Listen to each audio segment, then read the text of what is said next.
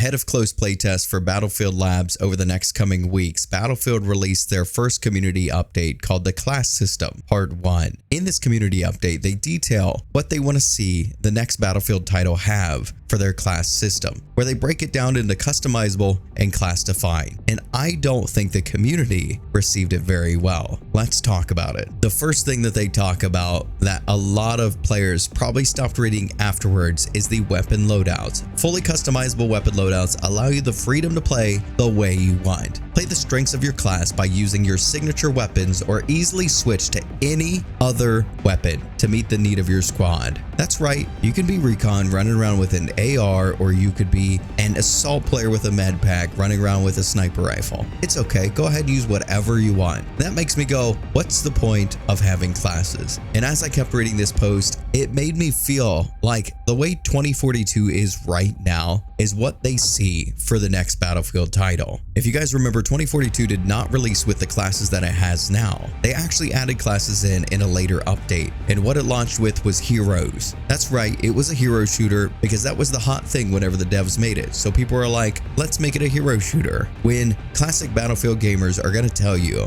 the recon, support, NG, assault, medic, whatever you want to say, those 4 distinct classes were pretty much the cornerstone of a Battlefield experience. And the fact that they took those away with 2042 made a lot of players leave the game. Some of the other things they detail in this post are things like class gadgets, and that's something that I was okay with, because if you think about the medic class from Battlefield 3 and Battlefield 4 with med packs and defib pads, those were class gadgets. That's completely fine. Something they mentioned later on is a signature gadget, and this is something that makes me think of 2042 again, because if you consider wingsuits, grappling hooks, riot shields, all of those things are class gadgets. If you make every single one of those heroes in 2042 just the default person and just say, this is a signature item for this class, that's what this sounds like. And I don't know about you, but I know myself and a lot of other people that love the original Battlefields don't want something like a signature gadget. Next, they bring up something they call training, which is a way to offer a series of traits that can be unlocked during play to enhance your ability to perform your role. Reading about this, it reminds me of perks. It says, as you engage in a match, you'll gradually earn flat stat bonuses and more to support the effectiveness of your role further. This might actually be good for those players that want to be solo players and not on a squad, because that way whenever you're gaining points and playing the objective on your own, you'll still get something from the game. However, it sounds like Call of Duty perks, just gaining them in-game. It makes me think of the specialist perk from Modern Warfare 2019, how you had your basic perks, but then as you got kills and progressed, you got all the perks over time. That's what that reminds me of. Obviously, I don't think they're going to give you all the perks for every class over time, but I have a feeling that some of these training perks are going to be pretty overpowered depending on the class, especially when you add in the fact that they can use any weapon they need. Now, something they talk about in the class defining section is the signature weapon, where each class has a signature weapon category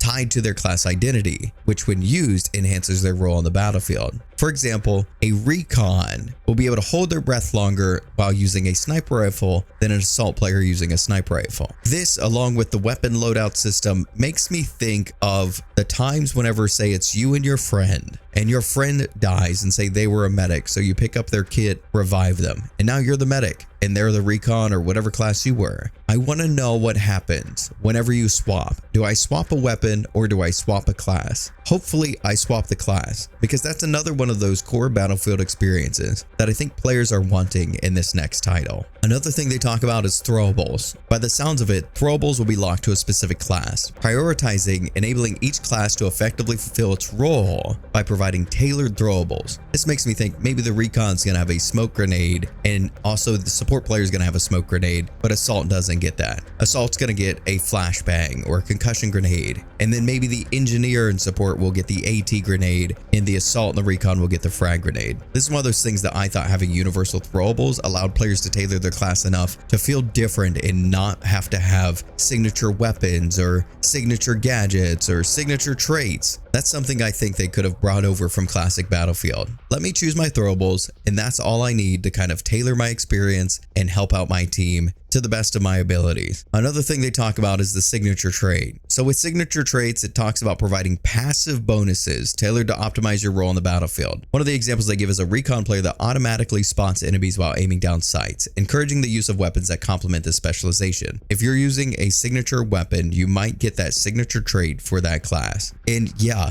it sounds complicated. It might be that you're a recon, and in order to get your passive signature trait, you have to use a sniper rifle. This kind of reminds me of the field upgrades that they used to have for Battlefield, but a little bit more complicated. I thought the passive effects of field upgrades were plenty, and when you lost them, it wasn't a significant hindrance to you. Finally, one thing they talk about that is a good thing in my opinion is the default weapon packages. This reminds me of the Call of Duty default loadouts, where custom loadouts are locked until you get to a certain level. So default weapon packages give you a default weapon for that class. The looks, the customizability is all there. So when you're initially uncomfortable and trying to figure out how you should play a certain class, Battlefield has taken the guesswork out for you. They give you everything that you need for that class that's going to be the quote-unquote meta. And then later on, you can use the option to kind of tailor it to your playstyle, which I think is a good thing for new players, because there's going to be a lot of hardcore Battlefield players out there. They're going to know what the meta is, and the 40-year-old dad that works Monday through Friday is going to hop on and get absolutely steamrolled by a team that just is constantly playing this game. The default weapon packages is a good step in the direction to kind of allow the casual players to hopefully get a grasp, especially in the first couple weeks of Battlefield. After that, it might just be all hands on deck. Maybe they'll have certain servers that will be locked to just default weapon packages only,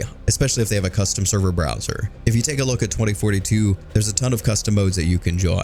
That's one of the reasons why I believe Battlefield server browser is one of those staples of Battlefield, that if they took that away, it might just drive away a huge community. No skill-based matchmaking. Let me join where I want to join, and then I can enjoy myself. Battlefield closes the post by saying, what's next? The class system and its individual components will be available for testing within Battlefield Labs in the coming weeks. Participants will be able to go hands-on with these features, discuss and provide feedback. And I know a lot of the community is going to provide feedback, because many players said they don't want weapons to go across every class. Obviously, DMRs, carbines, shotguns, all of those, just like the classic Battlefields, those are completely fine. However, I don't believe an assault class or support class should have a sniper rifle. I don't think that is going back to core Battlefield like what a lot of the community wants. Anyway, let me know what you guys think down in the comments. I think this update kind of made me feel a little bit uneasy about the next Battlefield title, and I think they're going to get a lot of feedback over the next few weeks in Battlefield Labs. It's going to tell them the exact same sentiment. If you guys like this video, don't forget to give it a like, subscribe for more Battlefield and other game news, follow me on my other socials, and I'll catch you guys next time.